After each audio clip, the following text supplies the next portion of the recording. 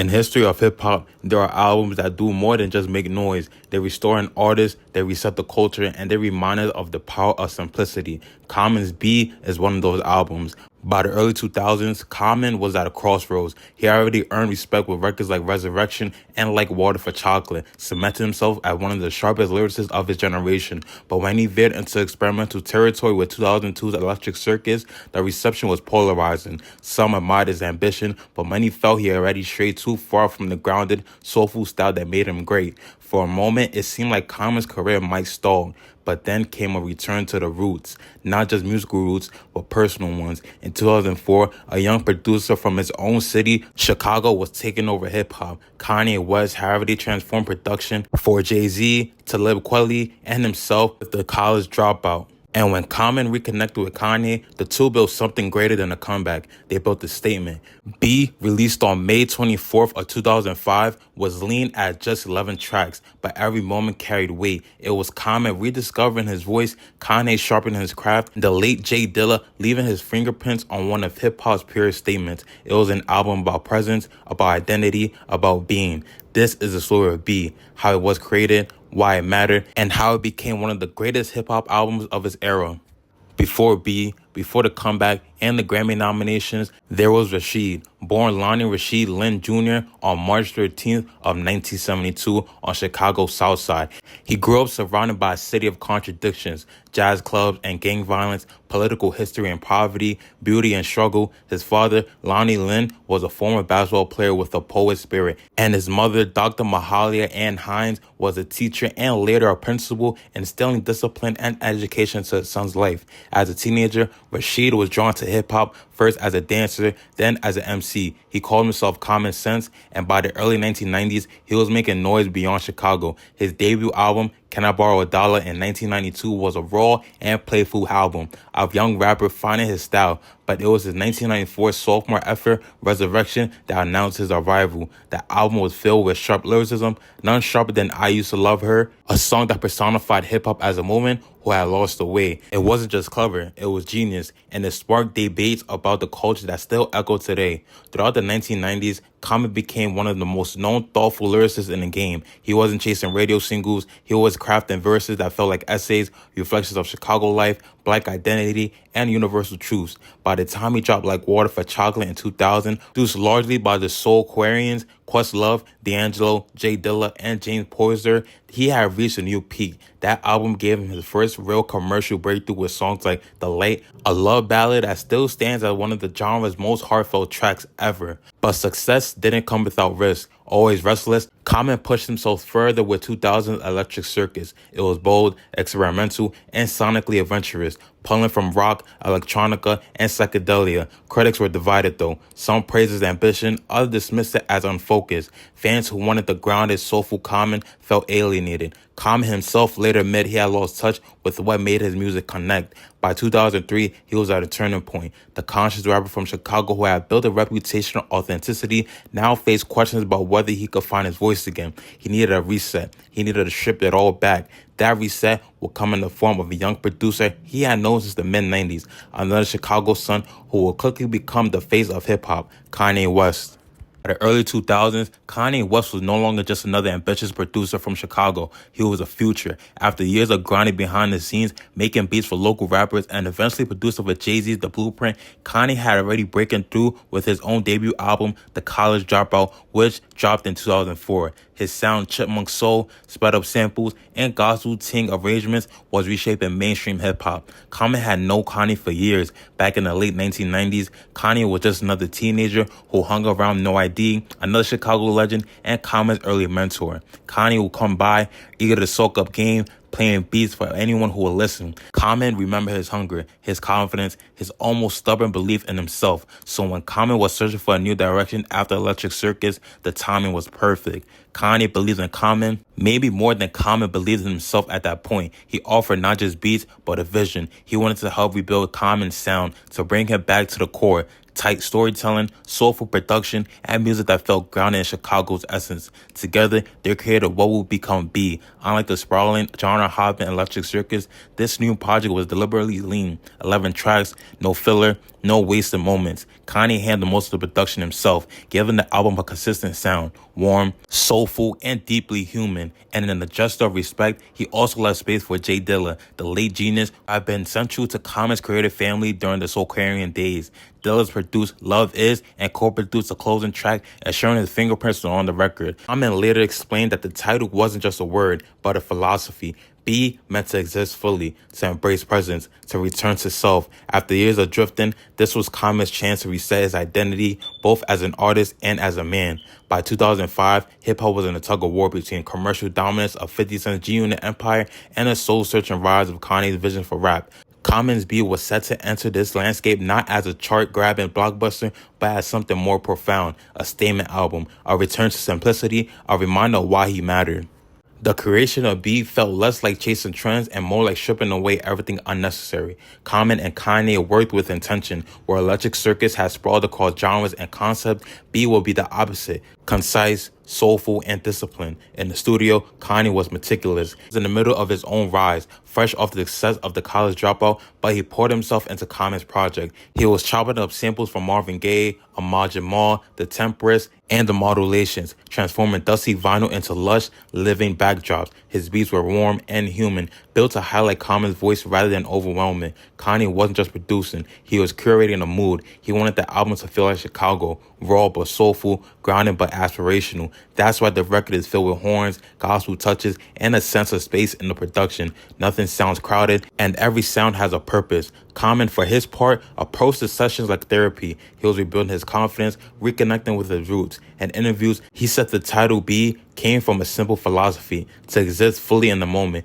The music reflected the idea. The rhymes weren't just overly polished or forced, they felt natural, like journal entries spoken out loud. And while Kanye drove most of the sound, the presence of J Dilla added another dimension. Dilla contributed Love Is and co-produced It's Your World, giving the record a soulful heartbeat that tied Common back to his Soulful family days. Dilla's touch was subtle but essential, a reminder that an organic, sample-driven warmth that had always fueled Common's best work. The atmosphere in those sessions was always collaborative. John Legend came through, lending his voice to tracks like Faithful and They Say. Bilal added background soul textures. Even John Mayer, not the most obvious collaborator, popped in to help shape the playful single Go. At the center, though, was a synergy between Common and Kanye West, a rapper looking to rediscover himself, and a producer hungry to prove he could shape more than just his own story. By the time the recording wrapped, B had become something rare in hip-hop, an album with no excess, 11 tracks, 42 minutes long, and not a wasted bar. It wasn't about chasing radio, though some songs would end up there, and it wasn't about reinventing the wheel. It was about focus, about presence, about being.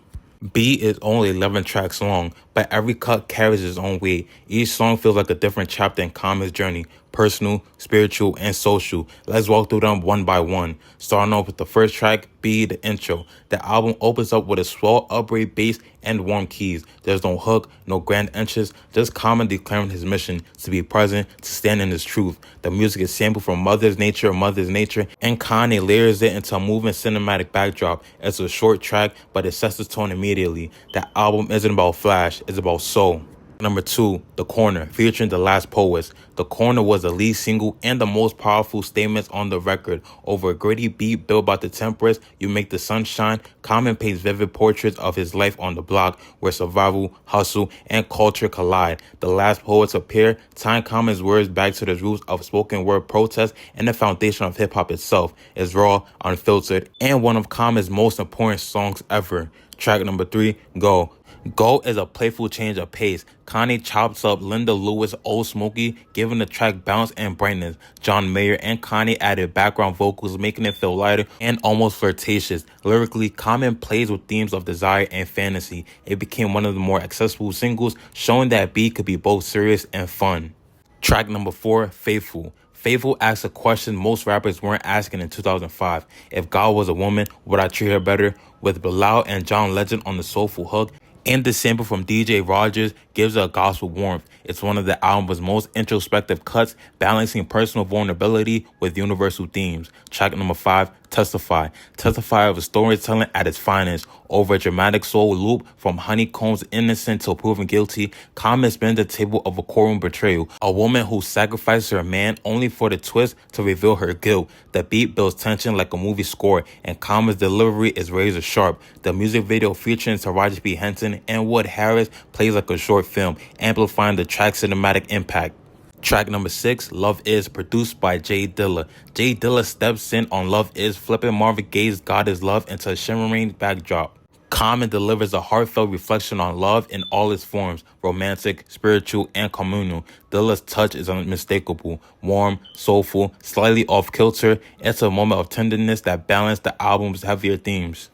Track number 7, Shy City. Shy City is pure hometown pride. Over a driving beat, Common pays tribute to Chicago, its beauty, its struggles, and its energy. The production is big and bold, with Kanye layering horns and hard drums. It's not just a love letter to a city, it's a declaration of identity. Chicago runs through every line, grounding Common as the voice of his home. Track number 8, The Food, live from Chappelle's show. The Food was recorded live on Dave Chappelle's show, and you can hear the energy in the room. Kanye provides ad-libs as Common tears through verses about family, hustle, and survival. The live setting adds grit. It feels raw, unpolished, and authentic. Including it on the album was a bold choice, but it still captures the spirit of beat, immediate and real. Track number 9, Real People. Built around Caesar Frazier's Sweet Children, Real People is short but sharp. It's a meditation on authenticity, on cutting through the noise and being genuine. Common raps with clarity and ease, embodying the album's title in a way that feels effortless. It's one of the most underrated and understated songs on beat,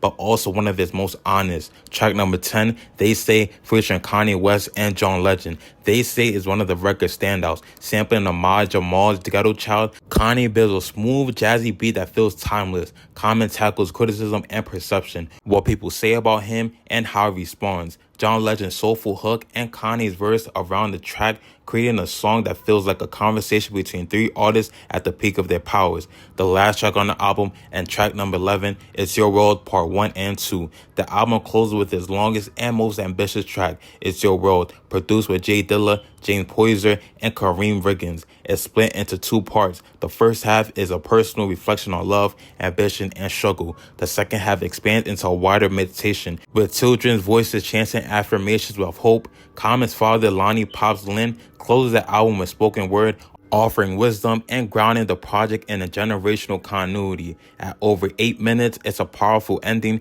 not just closing the album, but leaving the listener with a message. Taken together, these 11 tracks form a complete cycle, from the personal to the communal, from the streets to the spirit, from pain to hope. B wasn't trying to be everything, it was trying to be honest, and in doing so, it became timeless. When B dropped on May 24th of 2005, Common and Kanye approached his rollout with precision. The album wasn't stuffed with filler, and the promotion followed the same principle, quality over quantity. The first single was A Corner. It hit hard out the gate. The song wasn't radio-friendly in the traditional sense, but it was raw, stripped-down storytelling. The music video painted vivid images of Chicago's South Side. This wasn't just a record, it was a statement of intent. Common was back, sharper than ever, and he was speaking for the peoples in the trenches. Then came Go, featuring John Mayer and Kanye West. It was the album's most accessible cut, playful, breezy, and romantic. The video leaned into that energy, showing Common in surreal daydream sequence, blending fantasy with real life. For younger fans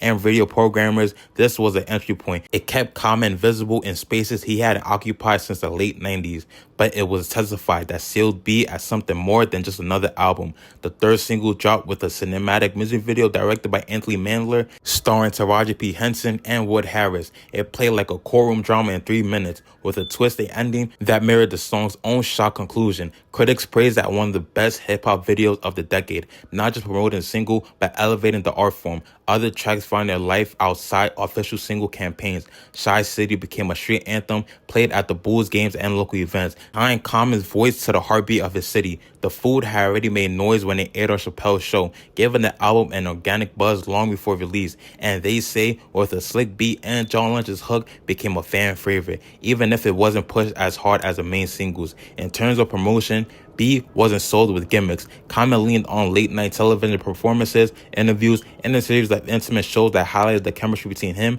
and Kanye West. The two appeared together often on stage, in magazines, and videos, showing that this was more than a producer-rapper relationship. It was a creative partnership, a shared vision. By summer 2005, B had positioned Common back at the center of hip-hop conversation. For longtime fans, it was a vindication. For new listeners, it was a revelation. And for Kanye West, it was proof that his sound could not only define his career, but elevate the careers of others around him.